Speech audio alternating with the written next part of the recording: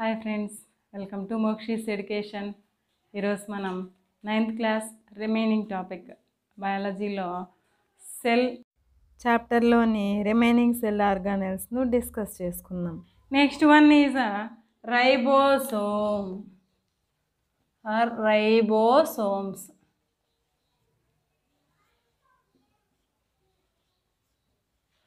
ఈ రైబోసోమ్స్ అనేవి ఏంటివి, ఎక్కడుంటాయి అంటే, మన సెల్ స్ట్రక్చర్ అయితే మధ్యలో ఏముంటుంది అనుకున్నాం, న్యూక్లియస్ ఉంటుంది కదా. This nucleus continues, that means some of the parts present which are attached to the nucleus are known as endoplasmic reticulum.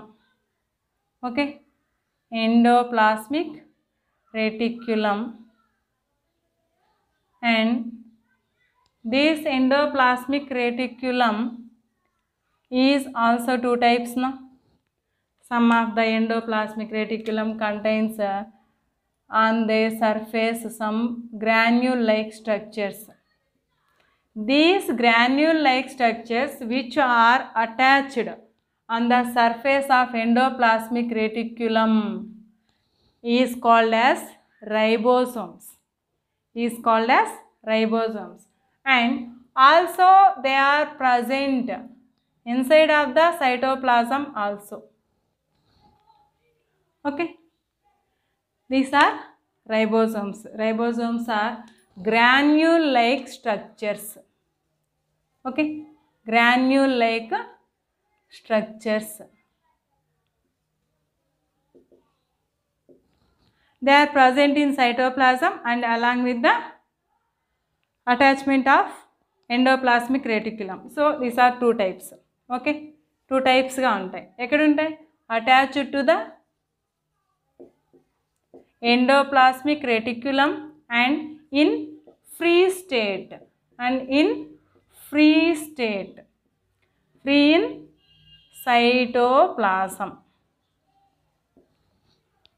Free in cytoplasm, and then they are made with RNA and protein. They are made up of RNA and protein. So these are also known as sites of protein. Sites of protein. That means they are helping in the synthesis of proteins. Okay, ఏంటి ribosomes అంటే? Ribosomes అనేవి granules లాగా, అంటే కణికల్లాగా ఉండే structures అన్నమాట. అవి two టైప్స్గా ఉంటాయి. ఎక్కడెక్కడ ఉంటాయి, ఎలా ఉంటాయి అంటే, ఒక రకమేమో ఎండోప్లాస్మిక్ రెటిక్యులం మీద అటాచ్ అయి ఉన్నాయి, అతుక్కుని ఉన్నాయి. ఇంకో రకమేమో ఫ్రీగా సైటోప్లాజంలో ఫ్లోట్ అవుతూ ఉంటాయి, తేలియాడుతూ ఉంటాయి అన్నమాట కణద్రవ్యంలో. అలాగా ఈ రైబోసోమ్స్ అనేవి రెండు రకాలుగా సెల్లో ఉంటాయి. మరి ఇవి ఏ విధంగా ఏర్పడతాయి? What are the substances formed the ribosomes అంటే కనుక ఆర్ఎన్ఏ అండ్ ప్రోటీన్స్. రైబోసోమ్స్ అనేవి ఆర్ఎన్ఏ మరియు ప్రోటీన్ల చేత తయారై ఉంటాయి కాబట్టి, ఆల్రెడీ ఇందులో ప్రోటీన్ కంటెంట్ ఉంది కాబట్టి ఇవి ప్రోటీన్ సింథసిస్లో ప్రముఖ పాత్ర వహిస్తాయి అన్నమాట. That means proteins are synthesized from ribosomes. So ribosomes అనేవి ప్రోటీన్లను ఫామ్ చేసేదానికి సైట్స్ అని చెప్పచ్చు. అంటే రైబోసోమ్లలోనే ప్రోటీన్స్ తయారవుతాయి అని చెప్పచ్చు. Okay, and then next part is endoplasmic reticulum. Endoplasmic reticulum దీన్ని అంతర్జీవ ద్రవ్యజాలం అంటామ్మా. అంతర్జీవ ద్రవ్యజాలము. Okay, see here clearly we can get the complete idea about the endoplasmic reticulum. Okay, where is it located? అంతర్జీవ ద్రవ్యం. What is that? Nothing but cytoplasm, right? Cytoplasm. సైటోప్లాజంనే అంతర్జీవ ద్రవ్యం అంటాం, right. This is the portion, liquid portion or jelly like portion.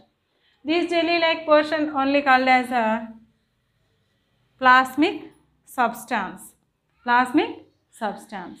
Okay, if we see clearly, it is the plasma membrane. What is it? Plasma membrane. కణత్వచం అంటామా, కణత్వచం. ఈ కణత్వచం అనేది దేంతో తయారై ఉంటుంది అంటే ప్లాస్మా పొరతో తయారై ఉంటుంది, రైట్. ప్లాస్మా పొరతో తయారై ఉంటుంది.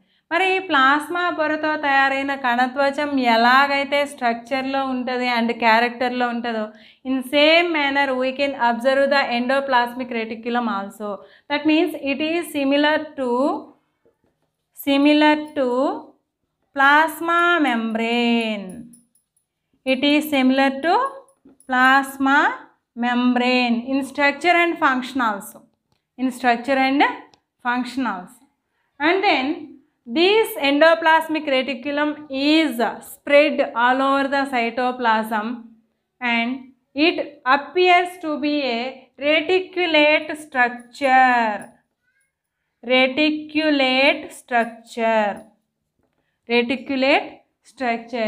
and made with the membranes, network of membranes.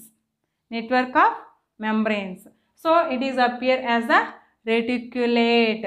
In Telugu జాలము ఇక్కడ ఉంది కదా, జాలము అంటే నెట్ అంటామ్మా, వల.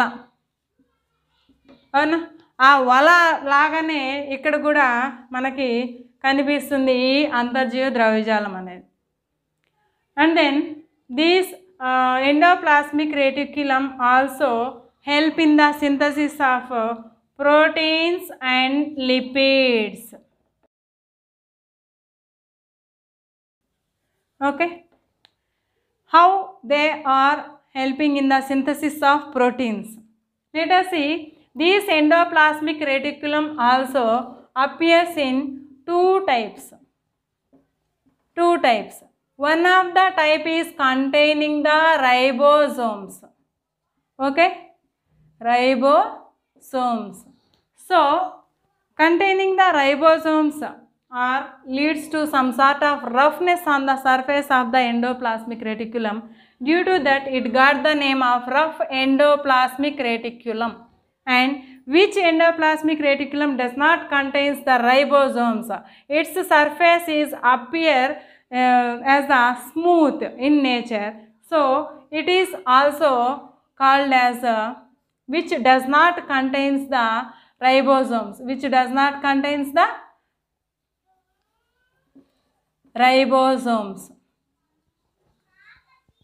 That is called as smooth endoplasmic reticulum.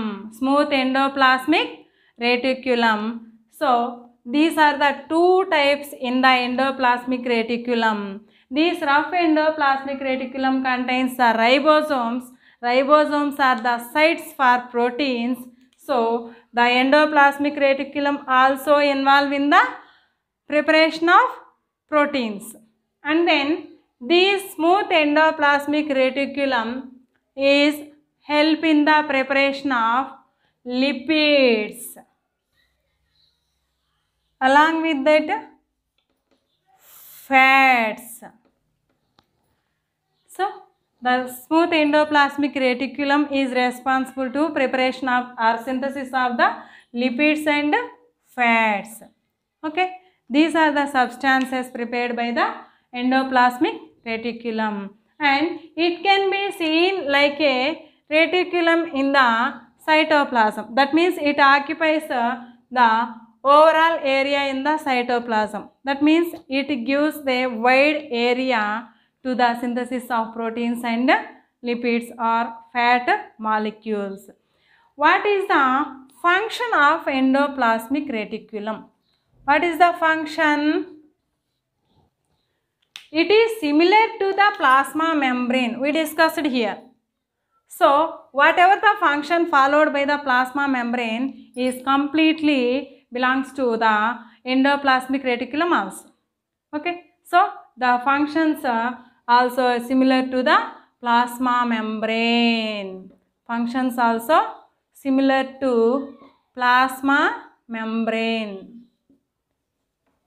right? And then the synthesis of proteins and lipids is done by the endoplasmic reticulum only. Due to that, it helps to the construction of the cell organelles also, which are made by the proteins and lipids. And then it gives a network frame in the cytoplasm, and also helpful to transfer the information from one cell organelle to another cell organelle, or from the nucleus to the another cell organelles through the cytoplasm,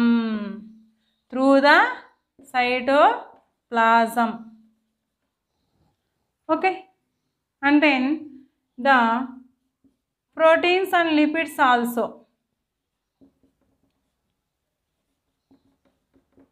transfer from one place to another place, and also the proteins and lipids and another the substances also transfer through the endoplasmic reticulum to the edge, that means plasma membrane. Some of the proteins and lipids are helpful in the formation of plasma membrane. Formation of plasma membrane are sent out from the cell also to help to structure the another cells, and the total information or messages are transferred from the one part to another part in the cell, and these proteins and lipids also help in the structure of plasma membrane, that means to build up the plasma membrane, or in the building up of another cell organelles also, and may be sent to the outer portion to the cell also.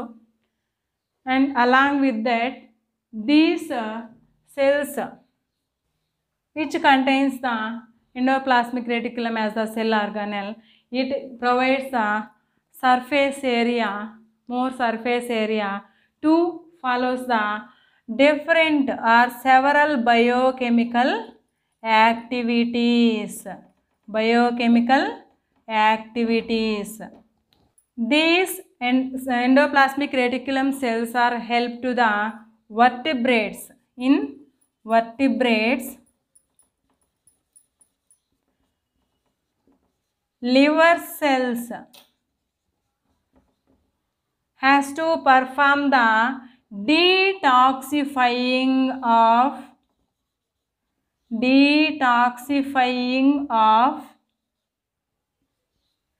drugs and poisons which are enter into the body. Okay, how these poisons and drugs enter into the vertebrates body? Vertebrates means which contains the backbone, that all the organisms are called as vertebrates.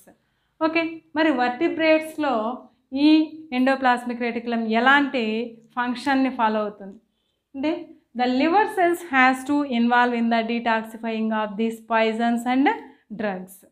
Okay, ఈ drugs poisonous material అంతా కూడా detoxifying చేసే role అనేది play చేస్తాయి. అంతటి crucial రోల్లో కూడా ఎవరు హెల్ప్ అవుతారంటే ఎండోప్లాస్మిక్ రెటిక్యులం అనేది హెల్ప్ అవుతుంది. Okay, let us see once the functions of endoplasmic reticulum and types also. What are the types? Two types of endoplasmic reticulum is present. What are the two types? One is rough endoplasmic reticulum. Due to the presence of ribosomes on the surface of the endoplasmic reticulum, it called as rough endoplasmic reticulum. అవునా, ఈ surface మీద ribosomes అనేవి ఉండడం వల్ల దీన్ని rough endoplasmic reticulum, గరుకు అంతర్జీవ ద్రవ్యజాలము అంటాం. మరి ఇంకా కొంత పోర్షన్ మీద అంటే మిగతా భాగం మీద ఏమైందంటే ఇక్కడ రైబోజోమ్స్ అనేవి కనిపించట్లేదు. రైబోజోమ్స్ ఏవైతే లేవో ఆ ఎండోప్లాస్మిక్ రెటిక్యులంని, ఆ అంతర్జీవ ద్రవ్యజాలాన్ని ఏమంటామంటే స్మూత్ ఎండోప్లాస్మిక్ రెటిక్యులం అంటాం, నునుపు అంతర్జీవ ద్రవ్యజాలము అంటాం. ఇవి 2 రకాలన్నమాట. ఈ గరుకు అంతర్జీవ ద్రవ్యజాలం దేనికి రెస్పాన్సిబుల్ అంటే ప్రోటీన్ సింథసిస్లో పాల్గొంటుంది. అదే నునుపు అంతర్జీవ ద్రవ్యజాలం దగ్గరకు వచ్చేసరికి లిపిడ్స్ మరియు కొవ్వు అణువుల సంశ్లేషణలో ఉపయోగపడుతుంది. అంటే మొత్తం మీద అంతర్జీవ ద్రవ్యజాలకంలో ప్రోటీన్లు, లిపిడ్లు, ఫ్యాట్స్ 3 కూడా తయారవుతాయి అన్నమాట. ఈ 3 తయారైనవి ఎందుకు ఉపయోగపడతాయి చూద్దాం. Let us see the functions ఏంటివి అంటే ప్లాస్మా మెంబ్రెయిన్కి సిమిలర్గా స్ట్రక్చర్ ఉంటుంది అనుకున్నాం కదా. సో ప్లాస్మా మెంబ్రెయిన్ ఏ ఫంక్షన్స్ ఫాలో అవుతుందో ప్లాస్మా మెంబ్రెయిన్ విధులు ఏవైతే ఉన్నాయో అవన్నీ కూడా ఎండోప్లాస్మిక్ రెటిక్యులం బేర్ చేస్తుంది. And along with that message అనేది ఒక ప్లేస్ నుంచి ఇంకో ప్లేస్కి సెల్ లోపల, అంటే ఒక సెల్ ఆర్గానెల్ ఒక కణాంగం నుంచి ఇంకో కణాంగానికి, అలాగే న్యూక్లియస్ నుంచి, nucleus is the centre portion which is the controlling centre area to the cell. అవునా, మొత్తం సెల్ అంతా కూడా కంట్రోల్ చేసేది ఎవరు? న్యూక్లియస్ నుంచి టోటల్ మెసేజ్ని రిమైనింగ్ సెల్ ఆర్గానెల్స్కి పాస్ చేయడానికి, అలా ఆర్గానెల్స్ మధ్యలో కూడా మెసేజ్ అనేది ఒకదాని నుంచి ఒకదానికి పాస్ చేయడానికి ఈ సైటోప్లాజం లోపల, అంటే కణద్రవ్యం లోపల మనకి ఎండోప్లాస్మిక్ రెటిక్యులం అనేది హెల్ప్ అవుతుంది. అది దాని ఫంక్షన్. మరి ప్రోటీన్లు, లిపిడ్ల తయారీలో కూడా ఎండోప్లాస్మిక్ రెటిక్యులం అనేది ప్రముఖ పాత్ర వహిస్తుంది. దాంతోపాటుగా ప్లాస్మా మెంబ్రెయిన్ ఫార్మేషన్లో కూడా ఈ ప్రోటీన్లు, లిపిడ్స్ అనేవి హెల్ప్ అవుతాయి. ఎప్పుడైతే ఎండోప్లాస్మిక్ రెటిక్యులంలో ఇవి తయారైనాయో డిఫరెంట్ పార్ట్స్కి అది ట్రాన్స్ఫర్ చేస్తుంది కదా. అలా ట్రాన్స్ఫర్ చేయడంలో ఈ ఎడ్జ్ అయినటువంటి ప్లాస్మా మెంబ్రెయిన్ వరకు కూడా పంపిస్తుంది. ఈ ప్లాస్మా మెంబ్రెయిన్ ఏం చేస్తుంది వాటిని అంటే ఆ ప్లాస్మా మెంబ్రెయిన్ స్ట్రక్చర్ కోసం, అంటే దాని నిర్మాణం కోసం కొన్నిటిని యూస్ చేసుకుంటుంది. మిగతావి ఆ పక్క సెల్ ఆర్గానెల్స్కి కానీ పక్కన ఉన్న సెల్స్కి కానీ ట్రాన్స్పోర్ట్ చేస్తూ ఉంటుంది అన్నమాట. And along with that all the biochemical activities, ఏమేమి యాక్టివిటీస్ అయితే ఈ సెల్ లోపల ఉన్న కణాంగాల ద్వారా, అంటే సెల్ ఆర్గానెల్స్ ద్వారా జరుగుతున్నాయో వాటి అన్నింటిలో కూడా ఈ ఎండోప్లాస్మిక్ రెటిక్యులం అనేది ఇన్వాల్వ్ అవుతుంది. How is it possible? Because of only this endoplasmic reticulum is spread all over the cytoplasm. అవునా, సైటోప్లాజం మొత్తం మీద కూడా అంతర్జీవ ద్రవ్యజాలం అనేది స్ప్రెడ్ అయి ఉంది కాబట్టి మొత్తం అన్ని బయోకెమికల్ యాక్టివిటీస్లో ఇన్వాల్వ్ అవుతుంది అన్నమాట. ఓకే, అన్ని జీవరసాయనిక చర్యల్లో కూడా అది ఇన్వాల్వ్ అవుతుంది. దానితో పాటుగా ఈ సకశేరుకాలలో వర్టిబ్రేట్స్ని ఏమంటామంటేమా సకశేరుకాలు అంటాం. అంటే బ్యాక్ బోన్ ఉన్నవి, వెన్నెముక ఉన్న జీవులు అన్నమాట.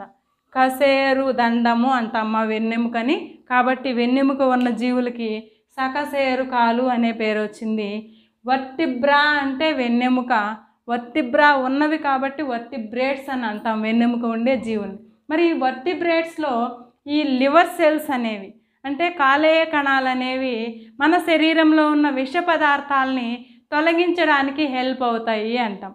మరి అలా హెల్ప్ అవ్వడానికి కూడా ఈ ఎండోప్లాస్మిక్ రెటిక్యులం అనేది హెల్ప్ అవుతుందన్నమాట.